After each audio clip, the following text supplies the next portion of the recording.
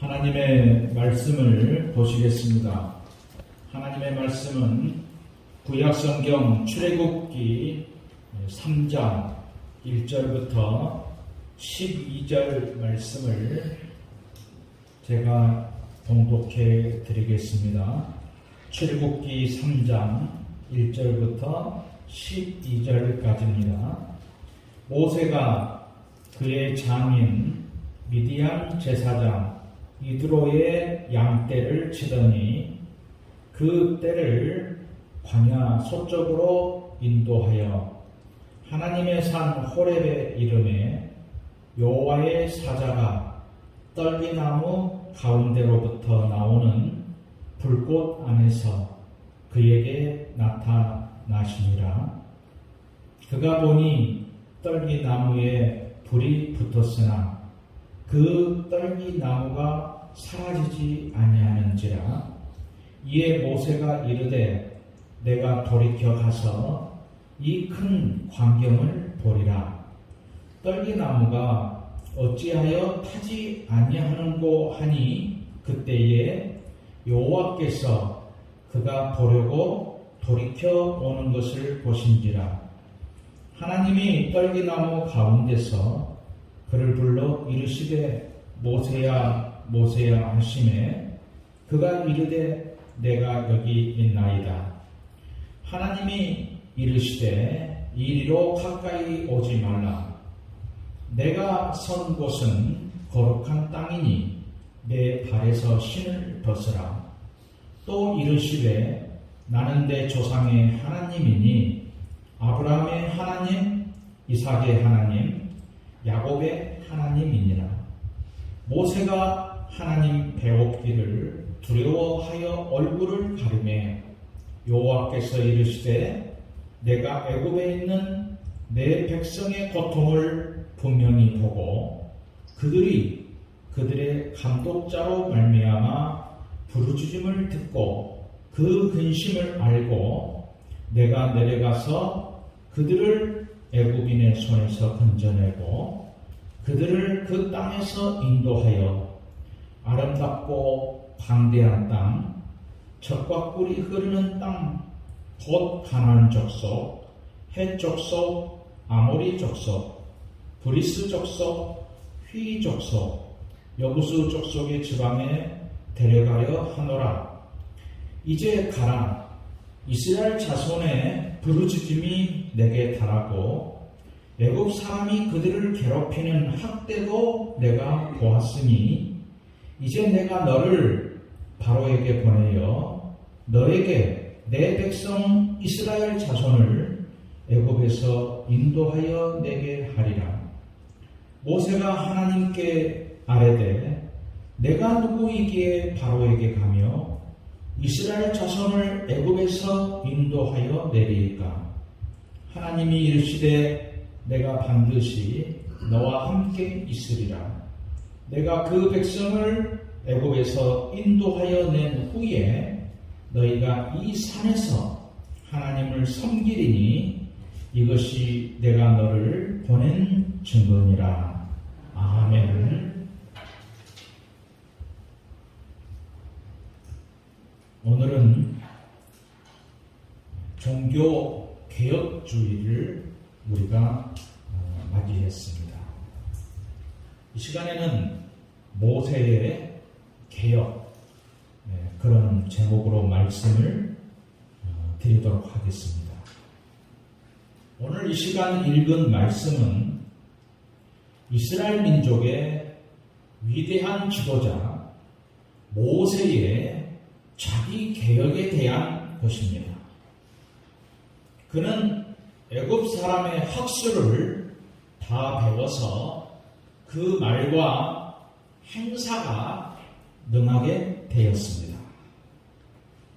그러나 그의 나이 40이 될 때 그 형제 이스라엘 자손, 자기 민족을 돌볼 생각이 났습니다. 그래서 그는 많은 고민을 했습니다. 애굽의 궁중에서 바로 왕의 공주의 아들로 그냥 지낼 것인가? 그렇지 않으면 고생하는 자기 민족 히브리 사람들과 운명을 같이 할 것인가? 이 두 사이에 끼어서 모세는 몸부림을 쳤습니다. 그때 모세는 히브리서 11장 24절과 25절의 말씀처럼 자기 민족을 위해 현실의 안위를 박차고 미련 없이 일어나기로 결단한 것입니다. 사실 세상의 지위와 부귀영화를 포기하고 고난을 받으러 나선다는 것은 아무나 할 수 있는 일이 아닙니다. 그러나 그는 믿음으로 이 고귀한 결단을 했던 것입니다. 그런데 이와 같은 고귀한 결단을 한 것으로 그의 민족을 당장 노예 생활하는 데서 구출해내는 위대한 가업을 수행하게 된 것은 아니라는 것입니다. 그래서 오늘 시간 모세를 통해서 어떻게 자기 자신을 개혁하는지를 살펴보려고 합니다. 첫째로는 자신감과 애국심이 넘친 모세를 우리가 볼 수 있습니다. 모세는 자기 어머니 요게벳의 무릎에서 히브리 민족의 정신과 경건한 여호와의 신앙을 유산으로 물려받은 것으로 짐작이 됩니다. 바로 그 정신과 신앙이 그의 일생을 바로 이끌어주고 그의 삶을 윤택케 한 정신적 또는 영적인 자본이 된 것이 사실인 것입니다. 그러면서도 모세는 한편으로 그 당시 세계 문명의 창단을 걷고 있는 애굽의 문명을 궁중 학자들에 의해서 습득할 수가 있었습니다. 학습을 통달하는 것은 물론이고 정치하는 법도 배웠습니다. 본래 침착한 성품의 소유자인 모세가 천재적인 그의 두뇌로 오랜 시대에 걸쳐서 40년간이나 쌓아올린 그의 실력은 자타가 고민할 정도로 굉장한 수준에 이르게 되었고 청년 모세는 자신이 생겼던 것입니다. 히브리 민족이 섬기는 하나님은 애굽 민족이 섬기는 신하고는 비교할 수 없는 분이셔서 신앙적인 배경 또한 튼튼했습니다. 더구나 애굽의 모든 권세와 보화를 포기하고 나설 정도의 불타는 애국심과 정의감은 어느 누구에게도 지지 않을 것만큼 자부심을 갖게 되었던 것입니다. 그래서 모세는 스스로 생각했습니다. 적어도 이만했으면 이제 내가 고생하는 내 민족을 위해 나서기만 하면 온 민족이 나를 이해하고 전적으로 따를 것이다. 이렇게 생각했습니다. 이와 같은 자신감을 가진 모세가 한 번은 자기 민족 히브리 사람이 노동하는 현장을 가보았습니다. 그때는 히브리 사람들이 그 조상 요셉의 은혜를 알지 못하는 새 왕에 의해서 말할 수 없는 학대를 받고 있을 때였습니다.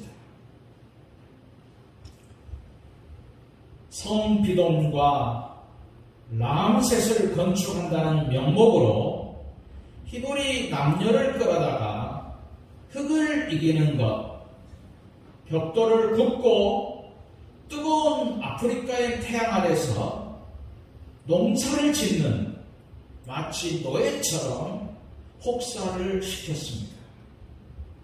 모세가 현장에 나가서 그 광경을 직접 보니 현실은 짐작했던 것보다도 너무나 참혹했습니다. 가로 때문에 지쳐서 쓰러지면 애굽 사람 감독관들은 해초리로 무자비하게 내리쳤습니다. 해초리 자국이 나고 등에서는 피가 흐릅니다. 이 광경을 볼 때에 청년 모세의 혈기, 피가 거꾸로 쏟는 것을 느꼈습니다. 정의감과 애국심이 그를 가만두지를 않았습니다. 아무런 잘못이 없는 자기 동족 히브리 사람을 지나치게 학대하고 매질을 하는 애국 감독자를 보는 순간 모세의 눈에는 불이 붙었는데 순간적으로 의분심이 폭발해서 그의 거센 주먹으로 애굽인 감독자를 쳤는데 당장 그 자리에서 죽어버린 것입니다. 모세는 다시 한번 그 이튿날에 히브리 사람들의 강제 노동하는 곳으로 나가 보았습니다. 그런데 웬일입니까? 무슨 이유인지 모르겠는데 히브리 사람끼리 자기 동족끼리 심각하게 싸우고 있는 것이 아닙니까? 그 광경을 볼 때 분한 마음도 금할 수 없었고 슬픈 마음이 생겼습니다. 모세는 달려들어서 싸우는 사람을 뜯어 말리고 이게 무슨 일이냐? 당신들은 같은 동족이 아니냐? 우리끼리 싸우면 어떻게 되느냐? 너무 안타까워서 속으로 울면서 그렇게 싸움을 말렸습니다. 그랬더니 히브리 사람들의 반응이 너무나 놀랐습니다. 모세를 밀어뜨리면서 하는 말이 누가 당신을 재판장으로 세웠느냐? 당신이 어제는 애굽 사람을 쳐 죽이더니 오늘은 나를 쳐 죽이려고 하느냐? 이 말을 듣는 순간 모세의 지금까지 마음에 가득 찼던 자신감이 한꺼번에 무너지고 마는 것을 느꼈지요. 그의 학문과 정략과 그의 불타는 애국심, 그리고 급힐 줄 모르는 정의감, 그의 전적인 민족을 위한 희생도 그의 동족에 의해서 채워버리고 말았던 것입니다. 두 번째로 모세는 자기 개혁의 필요성을 느낍니다. 모든 것을 체념해버리고 발길을 옮겨 찾아간 곳이 바로 미디안 광야입니다. 모세가 여기에 도망온 것은 애굽의 권세에 대한 망명이라기보다는 자기 개혁의 필요를 느껴서 인간을 피하여 자연의 골방을 찾은 것이라고 볼 수 있습니다. 모세는 자신의 신앙과 애국심과 지식, 더군다나 애굽의 많은 정치 원로들에게 배운 정치의 수법, 이런 것들이 깨끗이 실현되지 않으면 안 되겠다는 것을 분명히 깨닫고 절실히 느꼈던 것입니다. 사람이 아무리 좋은 성품과 재능을 가지고 있더라도 그의 살고 있는 주위 환경의 영향으로 그 생활 방법에 이끼가 끼고 곰팡이가 생길 수가 있습니다. 그 사상에도 곰팡이가 핍니다. 그러므로 사회를 새롭게 해야겠다는 각성이 있는 사람일수록 순간순간 자기 개혁을 하지 않으면 안 되는 것입니다. 모세는 미디안 광야에서 40년간을 장인의 양을 지냈습니다. 한 민족을 영도할 지도자가 양이나 친다는 것은 생각도 못할 일이었습니다. 그러나 모세는 볼품없는 광야 생활에서 많은 것을 배웠습니다.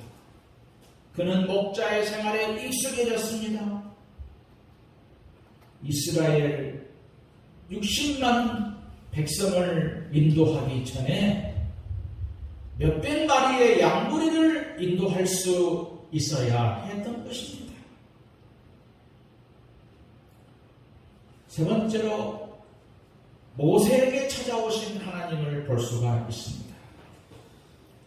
모세가 더 좋은 풀밭을 찾아서 양떼를 몰고 하나님의 산 호렙에 이르렀습니다.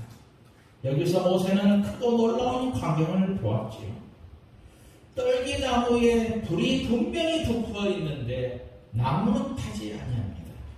모세는 이 광경을 보고 이상하게 생각해서 자세히 보려고 가까이 갔더니 이 불꽃 중에 하나님의 사자가 나타났습니다. 모세는 아무와도 동행하는 사람이 없이 혼자 있을 때 하나님이 그에게 나타났습니다. 인간적으로 가장 고독한 때는 하나님을 만나기에 가장 적합한 때인 것입니다. 그러기에 위대한 영혼은 고독의 요람 속에서 자란다라는 말이 있습니다. 건강할 때 아니라 중환병에 걸려 병상에서 외롭게 누워있을 때 하나님을 만난 사람이 많습니다. 사업이 잘 될 때가 아니고 본의 아니게 실패의 쓴잔을 마시고 고독하게 시리에 잠겨 있을 때 하나님을 만난 사람이 있습니다. 세상의 모든 영화를 거절한 모세, 인간의 향락을 떠난 모세, 인간의 친구를 갖지 못한 모세에게 하나님이 같이 하시는 축복이 내렸습니다. 모세는 불붙은 떨기나무에서 자기 자신을 발견했습니다. 우리는 여기 수많은 나무 가운데 유독 떨기나무에 불이 붙고 인생의 떨기나무 같은 나에게 하나님의 소명이 임하시는 사실에 대해서 놀라지 않을 수가 없습니다. 오늘 우리는 떨기나무와 같습니다. 사도 바울이 말한 대로 우리는 치면 부서지는 질그릇에 불과합니다. 그런데 이 떨기나무 불꽃 속에 하나님이 계신 것처럼 보잘것없고 약한 질그릇 같은 우리 안에 보배이신 그리스도를 소유하고 있다는 사실을 우리는 분명하게 믿어야 할 것입니다. 하나님은 모세에게 말씀하십니다.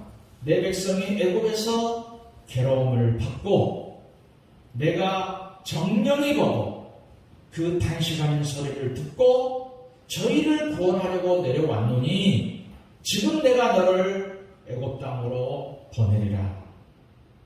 모세는 내가 누구이길래 바로에게 가며 이스라엘 자손을 애굽에서 인도하여 내겠습니까?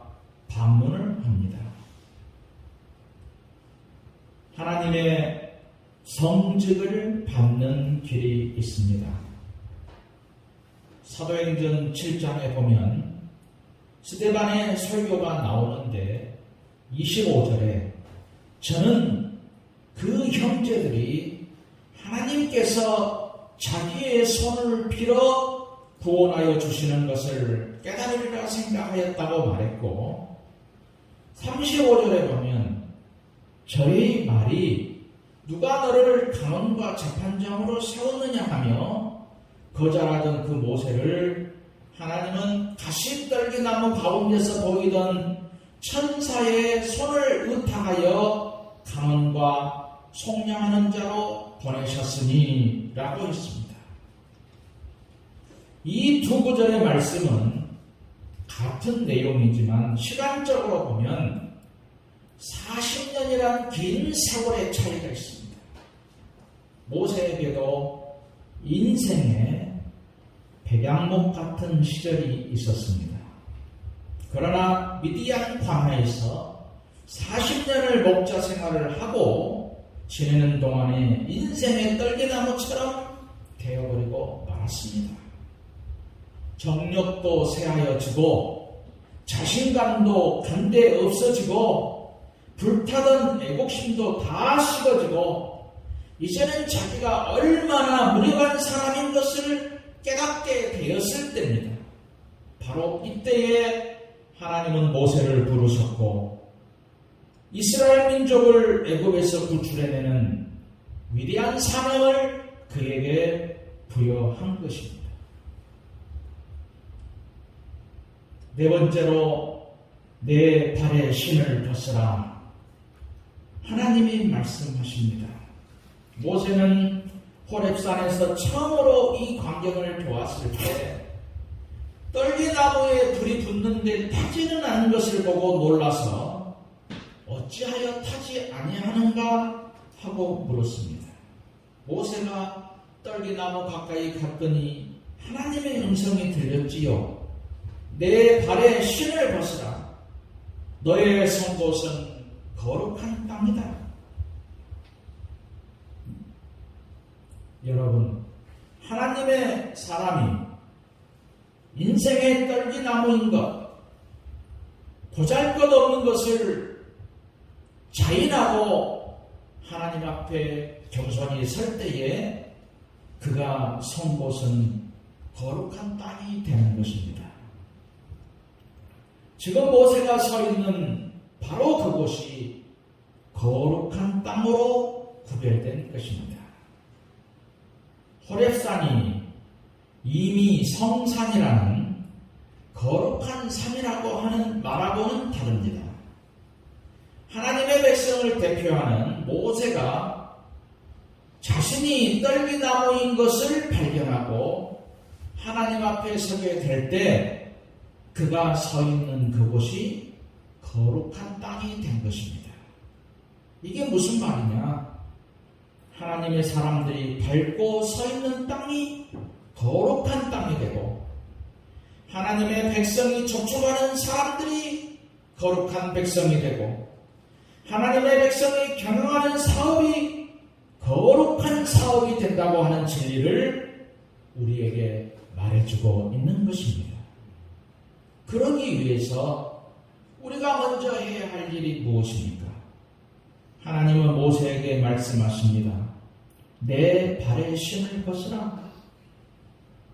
우리가 하나님의 사람으로 부르심을 받았다면 먼저 이 세상 줄을 끊어버리고 나서는 결단이 첫 걸음이고 그 다음은 나 자신의 부족을 깨닫고 내 발에 신을 벗는 일입니다. 이스라엘 민족을 애굽에 종살이 하는 데서 구출해야 되는 위대한 사명을 감당하기 전 모세는 그의 발에 신을 벗어야 했습니다. 오늘 우리에게도 귀한 일들이 맡겨져 있습니다.